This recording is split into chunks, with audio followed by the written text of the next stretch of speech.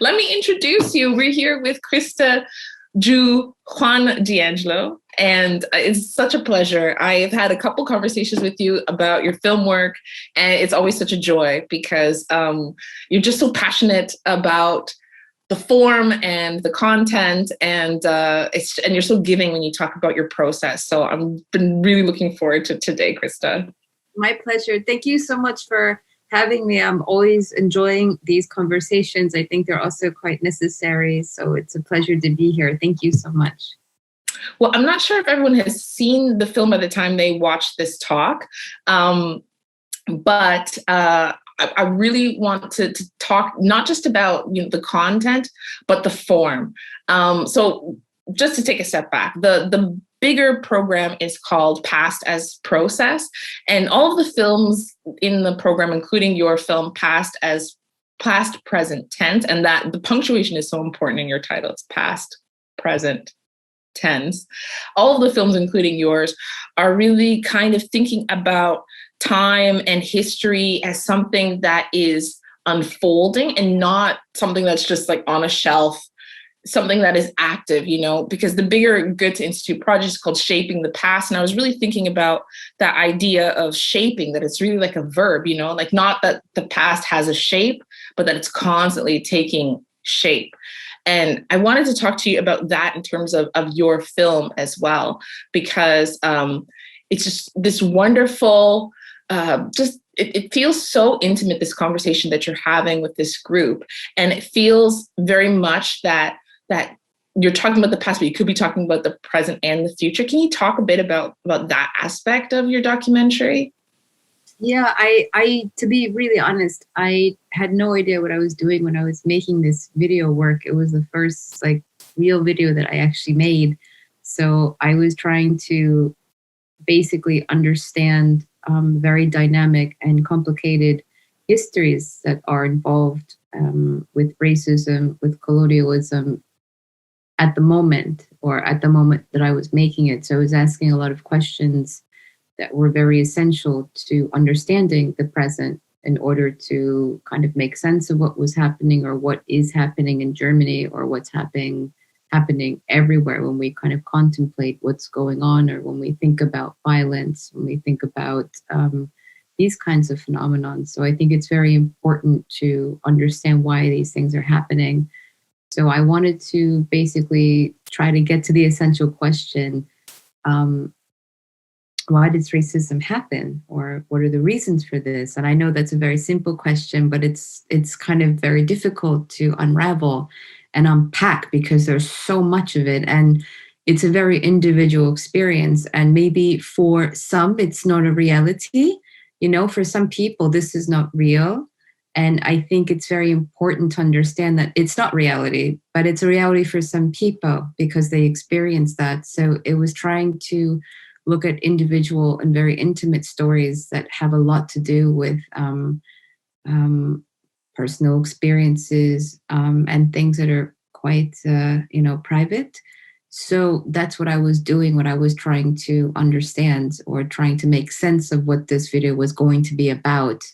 And these people had no idea what I was doing. I had no idea what I was doing. But when I was looking at all the material, there were many intersections that were kind of creating itself. The story was making itself happen. And it told me more than what I anticipated from this project. And of course, I looked at these experiences from a wide variety of generations. That was also quite important. I didn't have to agree with everybody, and not all these people identified with what I was talking about or what I wanted to talk about, and that's fine. But I think for the most part, the video work took shape because I know what I wanted to do. I knew what the feeling was, what I wanted to create. But of course, I worked very intuitively when I was shooting, and then when I was editing, it was more an intuitive process to see what would take shape in order to make sense of the past, to kind of understand the present, and then of course trying to move forward in how we understand our past experiences or what was happening in Germany when we think about German colonialism, when we think about Die Wendezeit, for example. So that's basically a little bit about the video artwork. No, you have some just really great people in the film. I think of some of my intercessors, Noah Ha, Sandrine Mikosi-Eikens, Jasko Vifus. And these are all people who are really important now, 6 years later, in terms of these discourses in their own ways through their practice and through their activism and through their scholarship.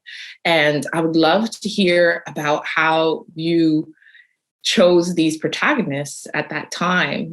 Tell us about that process of finding these wonderful conversationalists for your piece. Well, it's strange. I interviewed about 30 people in total before camera, and it was just, I was always interested in this topic for such a long time. So of course I was reading lots of articles all the time, just looking at certain things that were, going around in the city, like this person was doing this person was doing that. And I didn't know any of these people personally, to be very about that.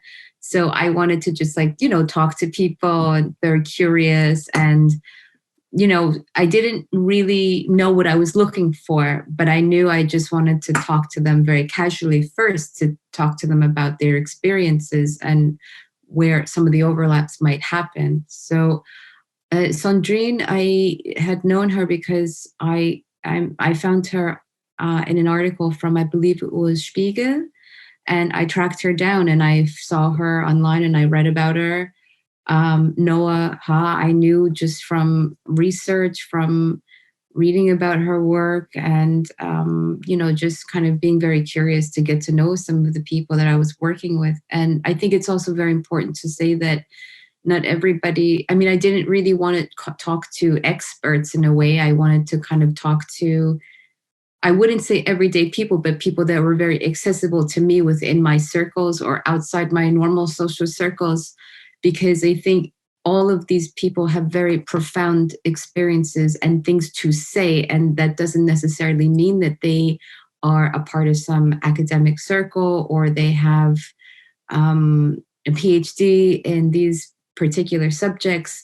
These are things that you get from everyday people. And you also can talk to everyday people and also not notice them and not be aware of some of these past histories, because you don't need to know. And if you don't need to know, you don't need to talk to your neighbor. You don't need to talk to somebody that lives down the street from you that might also offer or have so much to say about these experiences, because they also lived through that.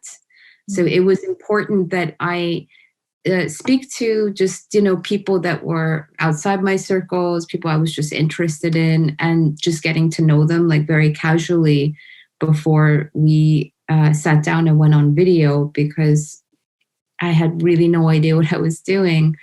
But they kind of talked to me a lot about their own ideas, experiences on these very personal, but also very big topics. They're huge topics. So I think everyone has a valid say in this story, which is not just the story of people in this video work, it's everyone's story, because it's a community that we are living in. And I think people exist in shared experiences. So I wanted to really just be very broad in how I was casting and, talking to everybody. So I was really happy to meet everybody, and we're all still in touch. And it was a really inspiring experience. Whenever I work with protagonists, they're the most inspiring people to me, and we have very, very deep and very serious relationships. So it's always a pleasure. Yeah, it's a pleasure to watch, really, because the topic of racism, discrimination, equity, it's really heavy, especially, as you said, for people who have lived experiences with discrimination. But in watching your film, past, present tense, I always come away from it with just a really empowered feeling. So, you really did something special there. And you said more than once that you didn't know what you were doing, but I would offer, maybe you didn't like know in your head, but you could tell that in your heart you knew what it was. And you said also as well just how you knew how, like, the feeling. And I think maybe, you know, you're working on this affective level. And that's also, just to turn back to something you also said, is maybe that's why the film is also so watchable, is because they too are not just intellectualizing. Everybody comes to just these really wonderful, poignant examples of their encounters, their experiences over time in Germany. Also during the Wendezeit, as you mentioned, the time when the Berlin Wall fell and the time afterwards. So I feel like it's speaking on that affective level of feeling, that sort of embodied knowing. So it's just a really intuitive piece. And I mean, to that end, I mean, the way that I describe, you know, the kind of approach that you have is it's a kind of active listening. And the activity, because we don't hear you, I don't think at all. We don't hear you at all, but the activity is in the editing. Like, that's how we can tell, like, how you were listening, you know? Can you talk a bit about that editing process? Yeah, it was the first time I edited ever. And it was really, I had no clue what I was doing, but I got really into it because I kind of knew what I wanted to say. And I knew what I wanted to I knew what I wanted the audience to experience, and I knew what it should feel like. But of course, I never know what's going to happen in a video because, you know, so many things are left to chance. But in my situation, you know, the editing process was, you know, just trying to make sense out of so many different people's experiences and kind of create a timeline of, you know, why these things happened, and trying to make the audience also contemplate that this is also their reality. This is not something that maybe they know from a personal experience, but it should involve them, because if you don't know about something and you're not aware of it, you know, maybe you should feel bad about it. Maybe you should feel shame about it because other people know much more than you do, even though you might be a political scholar, you might be an academic, you might be somebody with a PhD in colonial studies. But if you don't know what they are talking about, maybe you should. So that's what I also wanted to convey to the audience, was that, you know, these people are not, many of them are not political scholars or, you know, people that, you know, really study these subjects, but at the same time, at the very heart, they have personal experiences and they're not listened to. So I wanted the audience to be very passive, but at the same time, I also wanted them to feel this shame of not knowing, to make them feel that maybe there is something wrong if you live in Germany for more than 10 years or 5 years and you're not aware that, for example, what contract workers are. You don't know that during the DDR times that there were also many people of color. And after the fall of the Berlin Wall, there were many different pogroms that happened all over Germany, not just in East Germany, the former East, but also in West Germany. And the fact that you have so many people living in Berlin nowadays that kind of take advantage of the cultural system.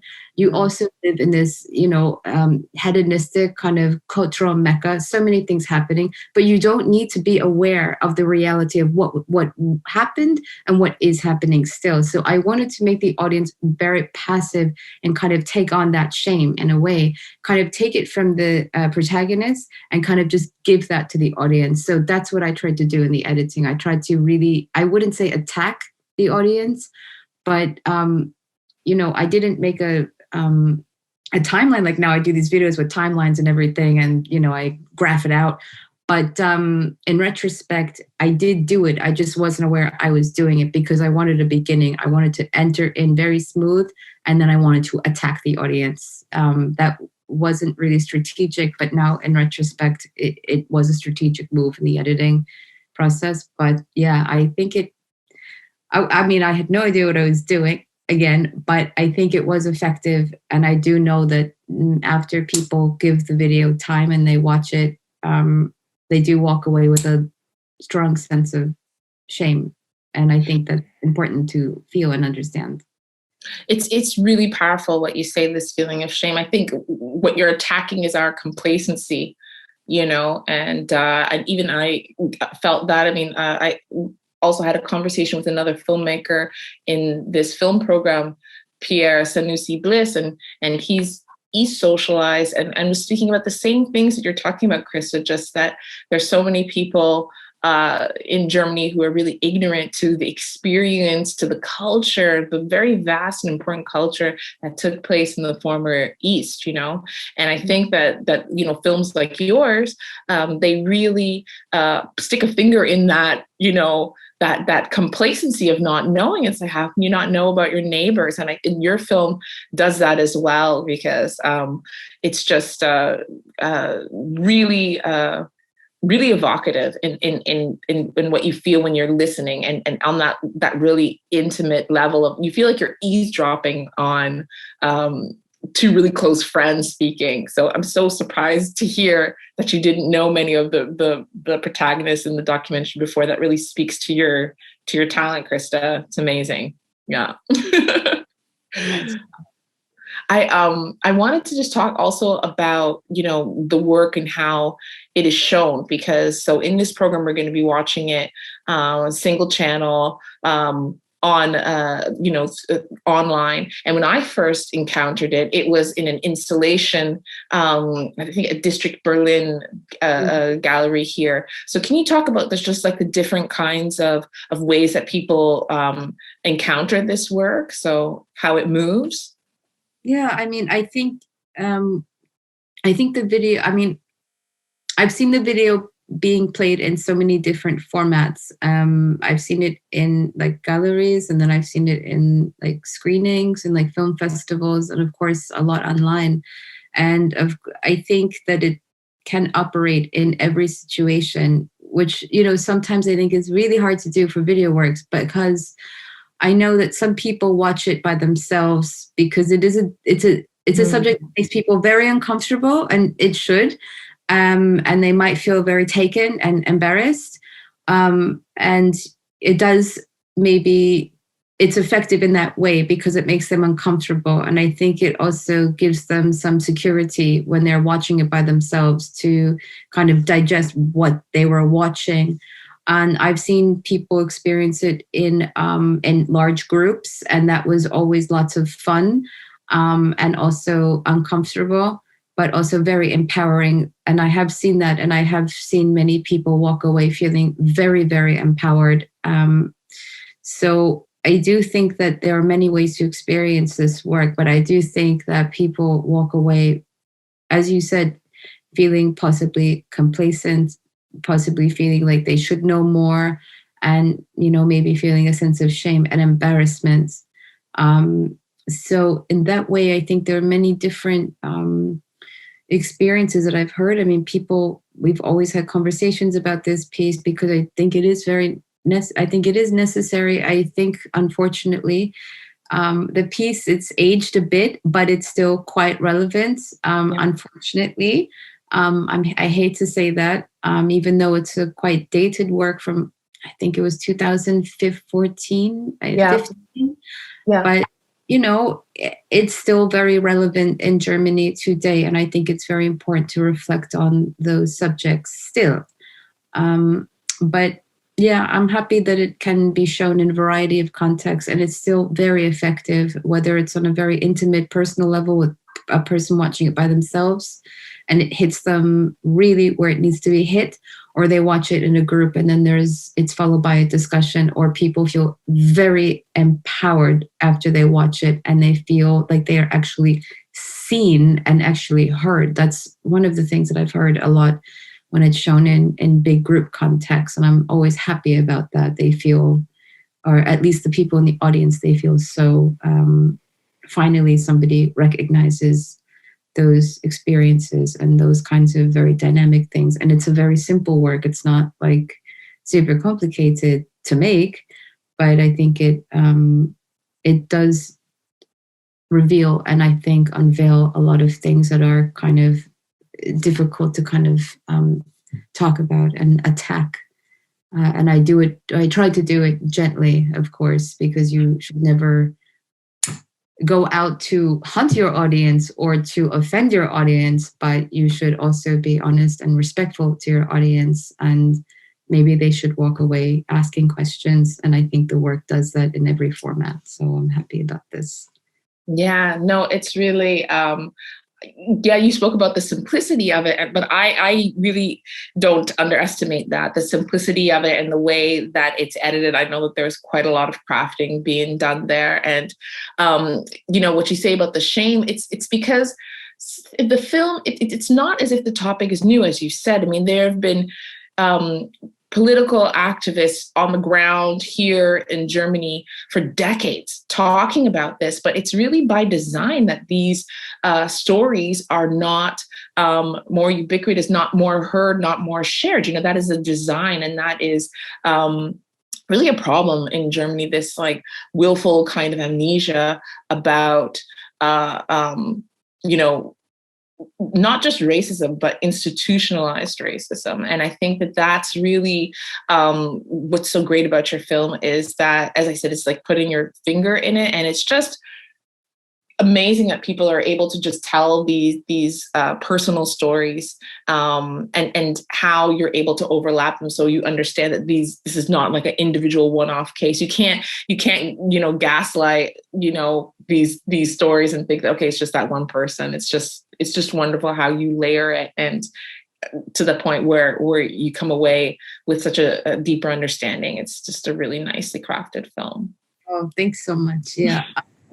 I really didn't have much editing experience, but I knew what I wanted to achieve in terms of affect. Yeah. But, I think the most important thing that for me is very important as a visual artist working with protagonists is that the protagonist is respected, and there's trust between my protagonist and myself. So, the protagonist and I meet like once or twice. And of course, it's not about profiting off of people's experiences, because I think I am also a part of this video work. You cannot see me, but I'm there. And, all of these conversations happen because of also the private conversations that happen between myself and the protagonist beforehand. And you need trust for that. And you need to have dialogue, and you need to have communication that's seamless, and also a very seamless understanding of what's happening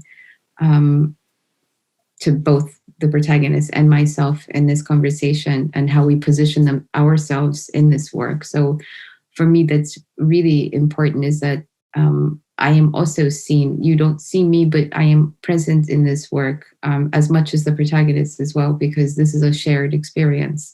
I would not make this work otherwise. It's really, as I was watching it again, I had the question, and maybe this is my final question for you, but I was just wondering, I wonder if Christa would return to this work again.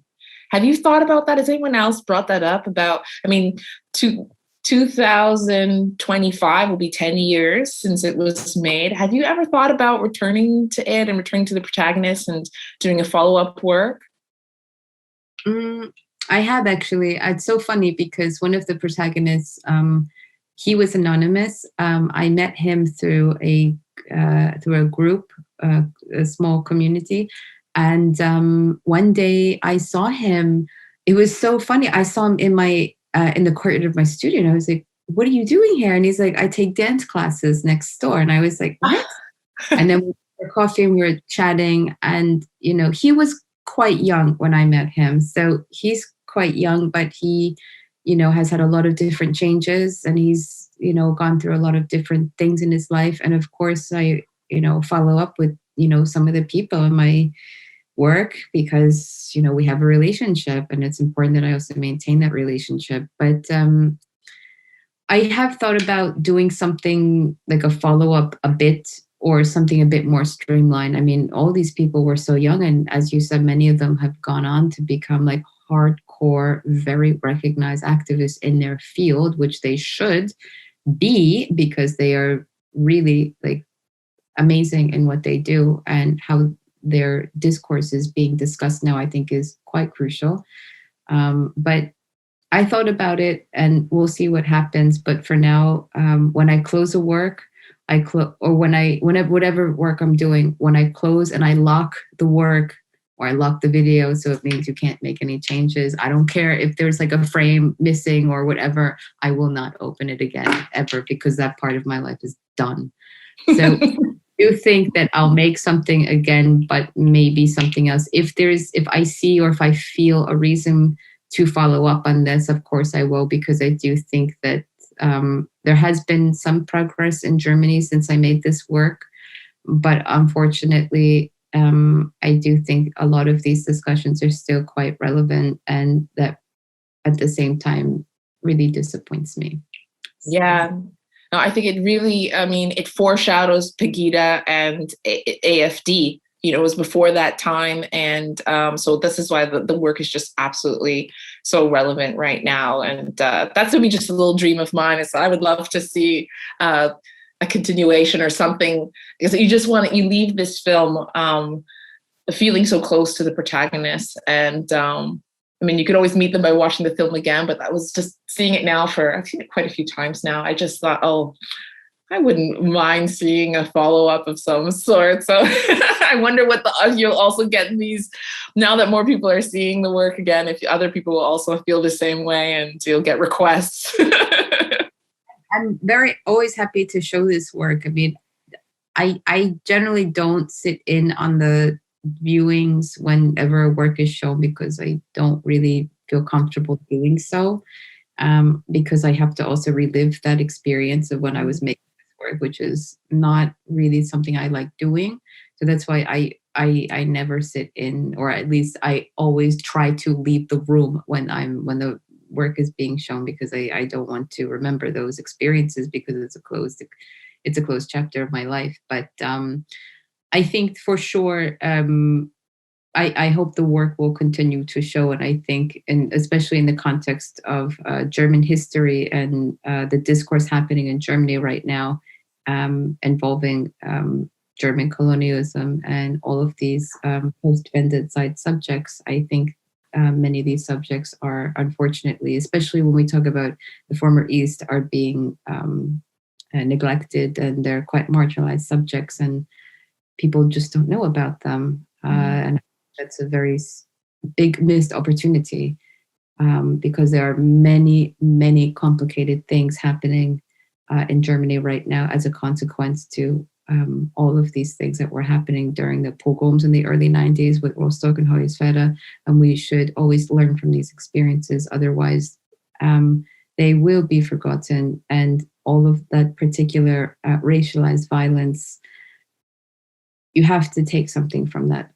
Otherwise, you have to make sense from it, or that is a very huge missed opportunity, and that's quite sad. Yeah. Thank you so much for this conversation. It's always, as I said, such a pleasure to talk to you, because you're just so generous about your process and about your work. Did you want to let us know what you're doing right now? I mean, this is just one of so many works. I mean, Christa, your practice is just wonderful in terms of what you do in terms of installation and film. So do you want to let us know what you're doing right now, or what you're excited about at the moment?